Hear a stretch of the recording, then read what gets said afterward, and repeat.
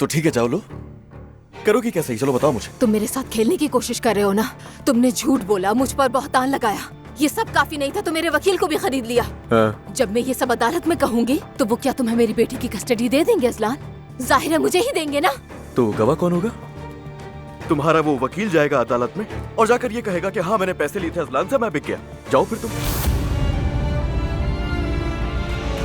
और वही केस खत्म, जीत गया अजलान। वो रिपोर्ट लाए जो मंगवाई थी तुमसे? नहीं तो बताओ ना, अदालत जाकर आखिर क्या करोगी तुम? जब जा रही हो तो बता देना कि मैं तुम्हें घर ले आया, तुमने शादी के लिए कहा और मैंने मना कर दिया। बहुत हो वरना गया। कहोगी तो ये बात अदालत में मैं खुद कहूंगा। चुप हो जाओ। मैं कह दूंगा कि मैं दुआ को घर ले आया था और फिर जब मैंने उसे शादी के लिए कहा तो उसने फौरन मना कर दिया। अजलान चुप हो क्योंकि जाओ। दुआ का मानना यह था कि एक ही घर में बगैर निकाह के भी रहा जा सकता है।